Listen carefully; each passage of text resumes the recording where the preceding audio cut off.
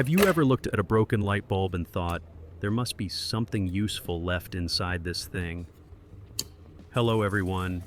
Most people throw old bulbs away without thinking twice. But today, we are going to slow down and look closer. With just one small part from a broken bulb, you can build a useful tool for your home, something you can recharge, reuse, and depend on. No fancy tools, no expensive parts, just patience, careful work, and a few simple materials.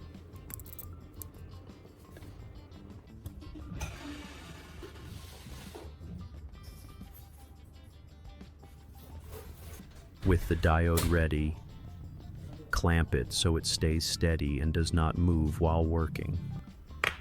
Then take a phone charging cable and cut off the plug end with scissors or wire cutters. Peel back the outer jacket and expose the two wires inside. Usually one wire is red and the other is black or white. Strip a small section of insulation from both wires so bare copper is visible. Twist the copper strands so they stay tight and do not spread out.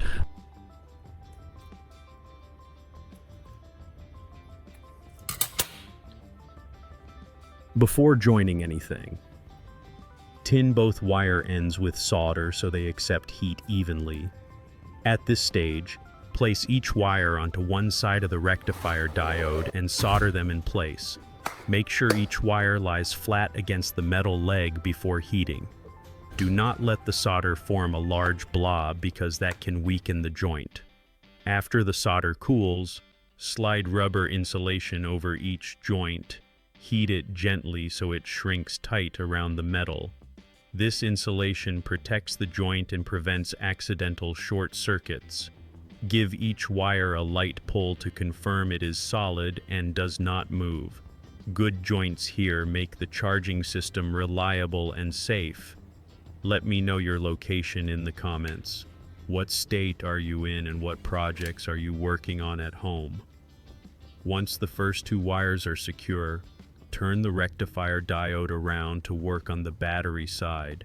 Prepare two longer wires and strip a small section of insulation from each end. Twist the copper strands tight so they stay neat. Solder each wire to the remaining two legs of the diode. Keep the joints clean and avoid touching the other side of the diode with excess solder. After soldering, check that the wires do not touch each other. Cover both joints with rubber insulation again so no metal is exposed. Look closely from every angle and confirm no copper remains visible. This step keeps the circuit safe when the parts are later placed inside the flashlight body. A short circuit inside a closed tube is hard to fix, so taking time here is important. With that done, the diode is now ready to connect power from the charger to the battery. Before connecting anything, place the lithium battery on the table where it will not roll. Measure the voltage with a multimeter and note the reading. If the voltage is low but stable, the battery is suitable for this project. Do not use a swollen, leaking, or damaged battery. A safe battery is always more important than finishing a project quickly. After checking the voltage, inspect the surface and make sure it is clean and dry. Wipe off any dust or dirt before soldering. A clean surface helps the solder stick better and reduces heat problems. Once the battery passes these simple checks, it is ready to be wired into the flashlight from an old bulb. From here, bring the battery and the diode together. Hold the battery steady with a paper clip, tape, or a small clamp. Take one wire from the rectifier diode and solder it to the positive terminal of the battery.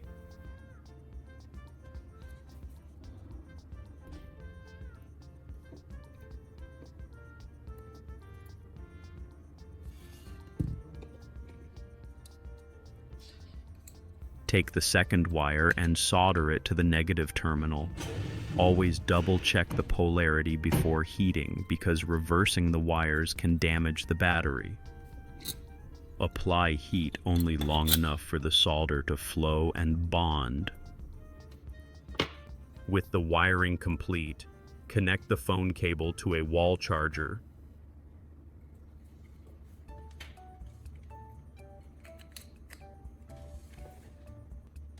Fix the rectifier diode onto a wooden board using tape so it does not move during charging.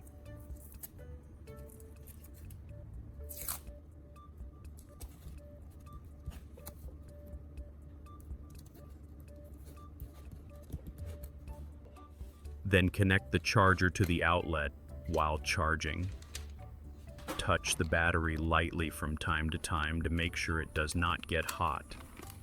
If it becomes warm, unplug it and check the wiring. Safety always comes before speed.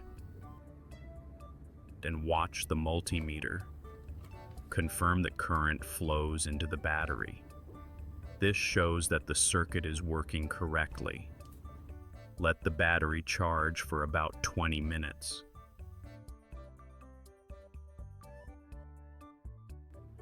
After the short rest, measure the battery voltage again and compare it to the earlier reading.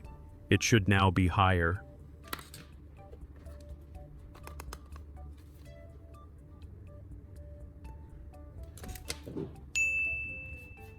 Unplug the charger and remove the tape. Allow the battery to rest for a minute before testing. This short pause helps stabilize the voltage and gives a more accurate reading later. Touch the two battery wires to a small flashlight bulb and hold them steady. The bulb should light up right away with a steady glow. If the light flickers, check the solder joints and try again. Insert the flashlight bulb into the tapered PVC pipe and adjust its position until it sits straight and centered. The bulb should face directly forward so the beam stays even.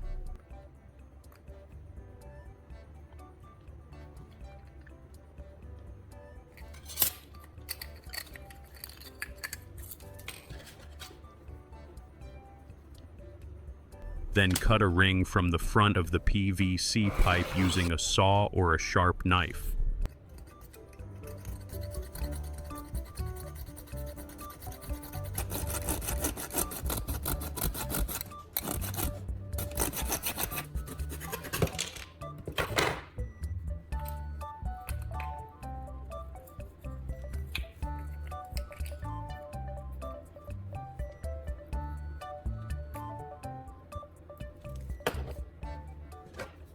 Shorten part of that ring and push it back inside the pipe.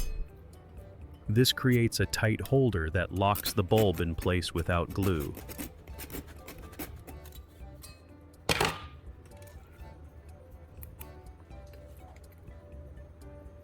Press gently and confirm it sits flat.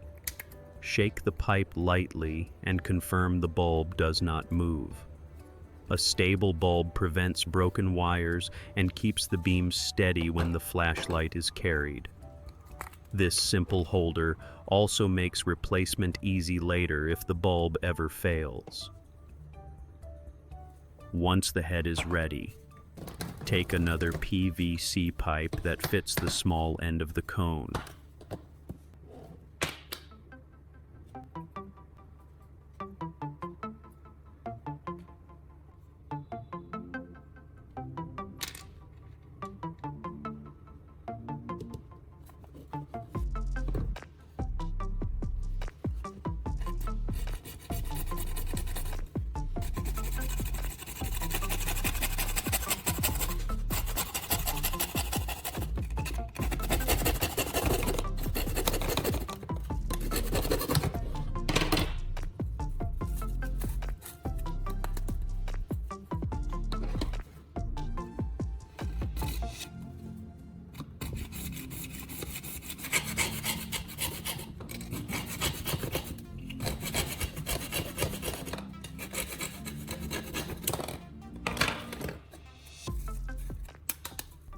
Slide the cone into the pipe and check that it fits tight and straight. Mark a spot near the top of the long pipe for the switch. Drill one hole at that mark and keep the drill straight.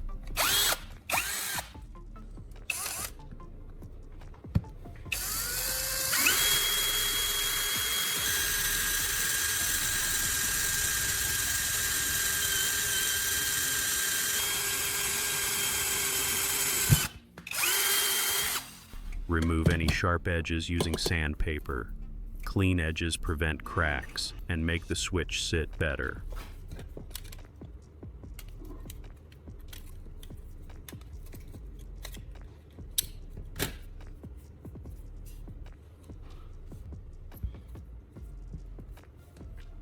Test fit the switch and make sure it can be pressed easily without getting stuck. This hole will control the light, so it needs to feel smooth and reliable.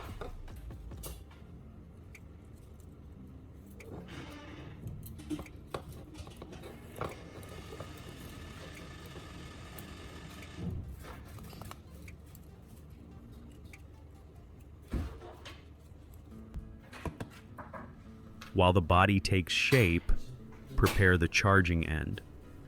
Take the PVC cap and drill a hole in the center. Keep the drill steady so the hole does not wander.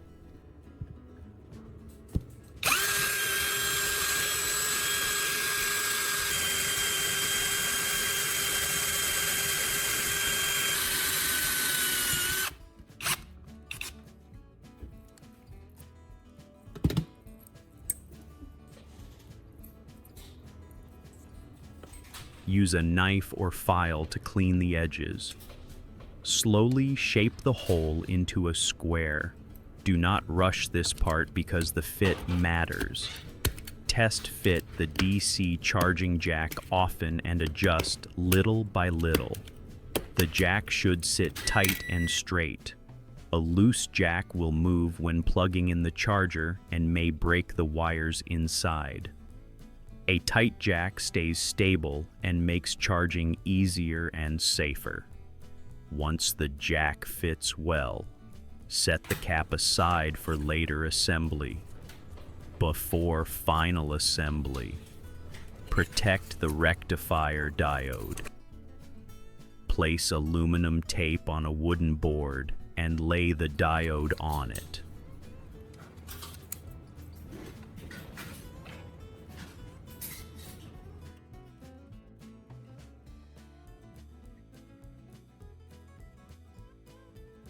Cover the diode fully with hot glue and leave no gaps where metal is exposed. Let the glue cool completely before touching it. After that, remove the tape. The diode is now sealed and protected from moisture and movement. This makes it safer to place inside the flashlight body and prevents accidental contact with other wires. A protected diode keeps the charging system stable over time. With all parts ready, bring everything together.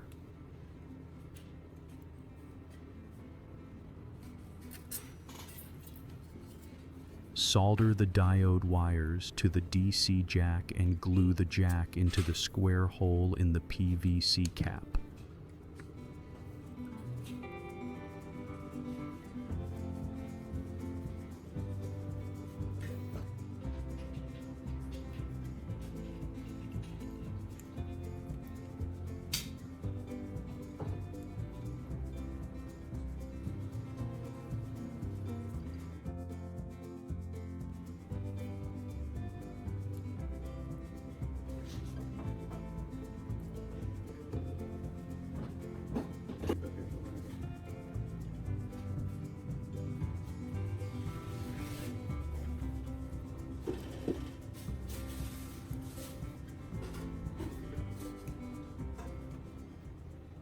Allow the glue to dry fully before moving the cap.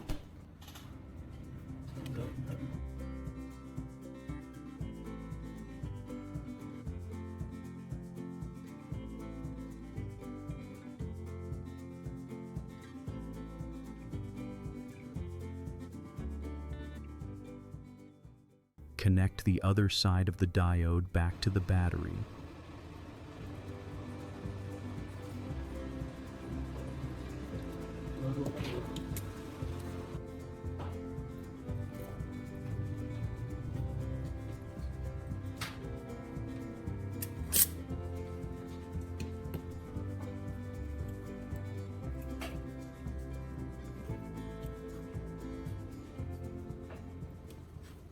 Feed one wire from the bulb through the side hole in the PVC body.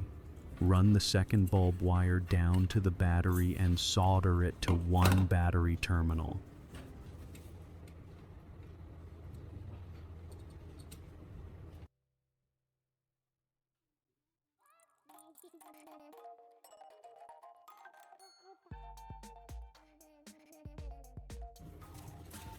Run a new wire from the other battery terminal up to the switch.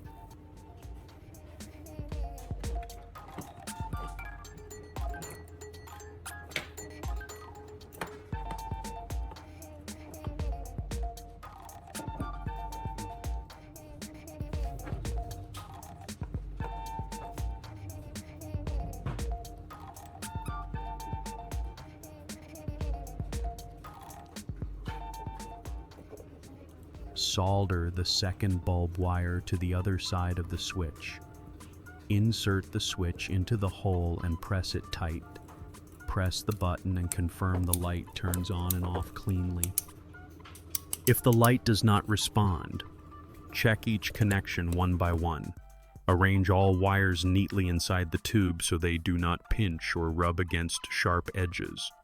Once everything works, secure the battery terminals with tape so the wires stay in place.